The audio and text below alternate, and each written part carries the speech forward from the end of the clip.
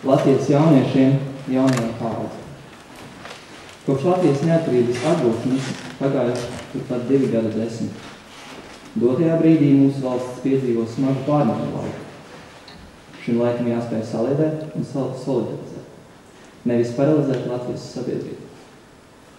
Šodienas pasākuma rīkotāja ir jaunā Latvijas inteliģence. Šeit, Latvijas Rūpniecības un vēstures muzejā, sapulcējušies visdažādāko profesiju pārstāvi.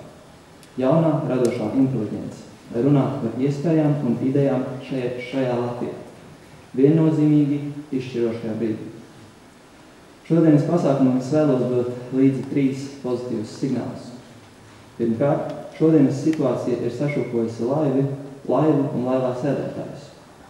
Neļaujiet šai laivai novirt, bet saviem spēkiem un idejām radīt un dot tos impulsus, kas mums palīdzētu uzņemt citu, daudz pārliecinošāku kursu. Es runāju par līdzdalību, par katra no jums līdzdalību mūsu valsts stabilizācijai un attīstībai. Līdzdalība var būt dažāda. Tā nav tikai dalība politiskajās partijās vai nevalstiskajās organizācijās. Taču šai līdzdalībai jāspēj veidot korekta un atbildīga politika mūsu valstī. Otrkārt, Latvijas politikā nav veidojusies pēctecība. Personīgi uzskatu, ka tika pieļauta neatgriezeniska kļūda, kura labojama jau šodien un pēc iespējas ātrāk. Mūsu demokrātija ir jauna un trausla.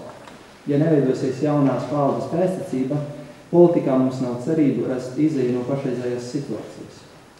Tieši tādēļ novēlu šī fóruma dalībniekiem izvirzīt arī šo tēmu diskusiju. Ir svarīgi saprast ceļu, kā radīt pēctecību politikā un ieinteresēt mūsu Latvijas jauniešus tajos procesos, kurus sauc par politiku. Saprotu, ka politiskās norises iegušas daudz negatīvu noskaņu un krāsu, radījušas neusticību. Latviešiem ir sakāmvārds, nav dūmu bez uguns. Bet tieši jums ir iespēja aizdegt liesmu, radēt koši ar gaišumu un nes siltumu mums visiem Latvijai.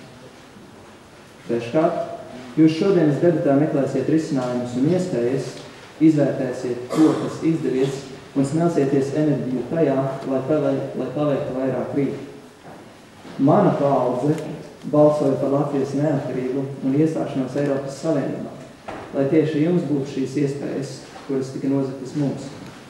Šie jaunie izaicinājumi un reizē pienākumi būt daļai no Eiropas, domāt plašāk pāri mūsu robežām un sasniegt vairāk, kā to izdarījām mēs, ir pamats tam, lai Latvija atrastu savu līdzvērtīgu vietu Eiropas saimē. Mums, vecākajai paaudzei, jāmācās ieklausīties jaunajos un jaunajiem atcerēties, ka nesat atbildības tāpat kā mēs par to, kāda būs Latvijas nākotne. Jūsu līdzdalība būs izšķiroša, un to pierādīs laiks. Es novēlu jums visiem radošu un izdevušos fórumu. Jūsu Georgs Andrejevs.